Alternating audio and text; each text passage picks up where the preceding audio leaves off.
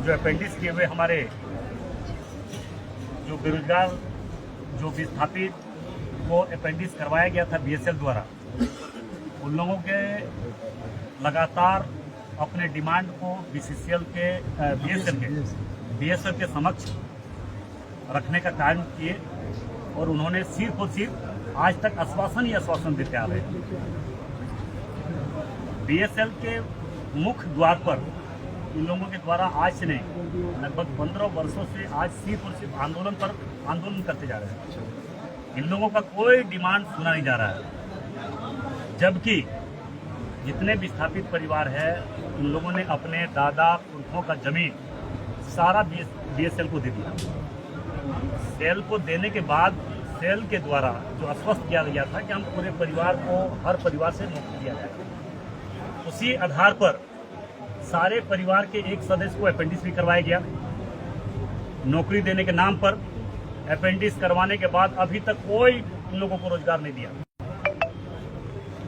इसी बात को लेकर इन लोगों ने बराबर अपने डिमांड को रखते आ रहे थे। अंततः बीएसएल के द्वारा, सीएसएफ के लठेतों के द्वारा इन लोगों पर लाठीचार्ज करवाया गया। हमारे एक विस्थापित अपेंडिक्स किया हुआ हमारे साथी शहीद हो गए, उनको मार की हत्या कर दी गई।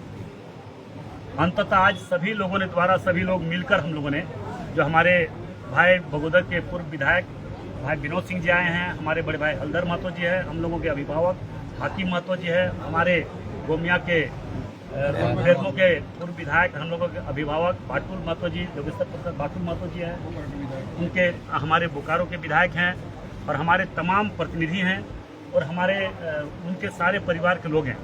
हम लोगों ने विचार किया, विमर्श किया और अभी अंततः हम लोगों का एक बैठक हुई उपायुक्त कार्यालय में। वहाँ पे हम लोगों को तय हुआ और तय होने के बाद हम लोगों ने उनके परिवार के लोगों के द्वारा निर्णय लिया गया कि पूरे विचार विमर्श होने के बाद कि जितने भी अपेंडिक्स किए हुए लोग हैं, लगभग 1300 से 1400 1500 के करीब है, सारे लोगों को प्रत्येक मंथ 50-50 करके रखा जाएगा। अभी कॉन्टेक्ट भी, उसके बाद इन लोगों को मतलब प्रपोजल बनाकर, परमानेंट कैसे हो इसके बाद प्रपोजल बनाकर यहाँ से भेजा जा रहा है। और जो तत्काल अभी जो हमारे मृतक भाई है प्रेम कुमार जी, उनको प्रेम कुमार महतो, प्रेम प्रसाद, उनको तत्काल अभी 50 लाख रुपया का मुआवजा और उनको अभी कॉन्ट्रैक्ट बेसिस पर 25 से 30 हजार का सैलरी दिया गया। उनको भी यहाँ से प्रपोजल भेजा जा रहा है और ये बनाकर परमानेंट के लिए यहाँ से प्रपोजल भेजा जा रहा है। अभी अस्थायी नौकरी नहीं दिया गया, मगर यहाँ से प्रपोजल बना के भेजा जा रहा है। चेयरमैन से भी बात हुआ है, उस पर विचार करके उन लोगों को परमानेंट हम लोग कैसे हो इस पर हम लोग बात करेंगे। और उनके स्मारक, उसका स्टैच्यू बनाने के लिए भी शहीद जो हमारे प्रेम कुमार जी है, उनके शहीद प्रतिमा को हम लोग स्थापित करने के लिए बीएसएल द्वारा जमीन देने का घोषणा किया है। और जितने हमारे जो घायल हमारे साथी है उनको 20-20 हजार रुपया उन लोगों को भी देने का घोषणा किया है। उन लोगों का सारा इलाज और इन लोगों को प्रत्येक मंथ कैसे ज्वाइनिंग हो बीएसएल में, इसके लिए प्रक्रिया करके मुआवजा 50 लाख। हाँ, 50 लाख। सर, जो इसमें रिस्पॉन्सिबल है उस पर क्या एक्शन लिया जाए? उस पर कड़ी से कड़ी सजाएं होनी चाहिए। और सबसे बड़ा दोषी है बीएसएल प्रबंधन के द्वारा अगर लापरवाही नहीं की जाती तो इतनी बड़ी घटना नहीं घटती।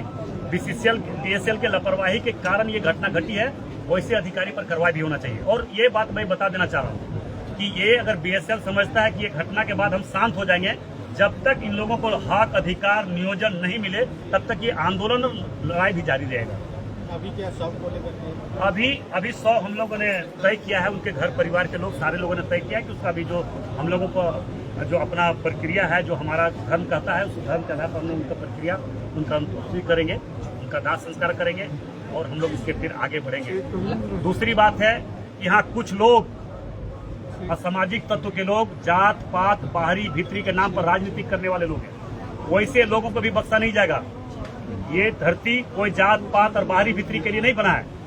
ये धरती सभी लोगों को साथ लेकर चलने का बना है और सभी लोगों को मदद करना है, चाहे गरीब शहर का हो, बाजार का हो, झुग्गी झोपड़ी का, गांव का हो, मोहल्ला का हो, कहीं का भी हो, उनको सिर्फ और सिर्फ हम लोगों को मदद करना है, उसको आगे बढ़ाना है। उस गरीब को न्याय कैसे मिले, उस गरीब को अधिकार कैसे मिले, उस गरीब का पेट कैसे भरे, वो गरीब रोजी रोटी कैसे कमाए, इस पर हम लोग बात करना है, इस पर हम लोगों को काम करना है। मगर कुछ मतलब छुटपुटिया लोग, हम जानते हैं, हम नहीं बताना चाहेंगे, मगर उस लोग बस जात पात के नाम पर, बाहरी भीतरी के नाम पर राजनीतिक रोटी सेक रहा आज तक। वैसे लोग तो कुछ किया नहीं है, कुछ कर पाएगा। जो आज तक जात पात और बाहरी भीतरी के नाम पर राजनीति करने वाले लोग कभी समाज का भला नहीं कर सकता। वो समाज में डिवाइड करता है, समाज में विवाद पैदा करवाता है, ना कभी किसी को भलाई कर सकता है। इसलिए मैं वैसे असामाजिक तत्वों को, गलत मानसिकता रखने वाले लोगों को मैं सावधान कर देना चाहता हूँ कि जात पात और क्षेत्रवाद, बाहरी भीतरी के नाम पर राजनीति बंद करे, वो अपना दुकान बंद करे, और अगर करना है तो सभी लोगों को साथ लेकर चलने का क्षमता रखे। 50 लाख रुपए चेक दे अभी चेक अभी दे रहा है एकदम तत्काल। हुल्लू महतो और हमारे जितने सहयोगी बैठे सभी लोगों का साथ मिला। हमारे पूर्व विधायक जी है बगोदर के, हमारे पूर्व विधायक है बेरमो के, हमारे अभिभावक हाकिम बाबू है, हल्दरदा है, दिनेश बाबू है, श्याम दिया, सारे लोग हम लोग जो बोलते हैं वो करते हैं। आज तक के इतिहास में हम लोग जो कहे हैं वही किए हैं। आने वाले समय में जो बोल रहे हैं वो करेंगे। विस्थापित और अपेंडिक्स परिवार के लिए जो भी करना पड़े हम कभी भी पीछे नहीं हटेंगे। जिस सिपाही के लाठी फेंकने से मौत हुई उनका कार्रवाई कर, उन पर कार्रवाई होगा। मर्डर उसका 302 का धारा उस पर लगना चाहिए, उस पर केस होना चाहिए, उसको जेल जाना चाहिए। 15 तारीख को एक बैठक और होगी। हाँ 15 तारीख को हर 15 तारीख को अपेंडिक्स के लिए कैसे सोल्व होता है उसके लिए प्रत्येक 15 तारीख को यहाँ से पीछे मोबाइल नीचे कीजिए। बोल रहे हैं उनके दादाजी। प्रत्येक 15 तारीख को उपायुक्त की अध्यक्षता में एक बैठक होगी जो पूरे विस्थापित परिवार का जो समस्या बहुत लंबे समय से चलता रहा है वो समस्या कैसे निदान हो इसके लिए बैठक होगी।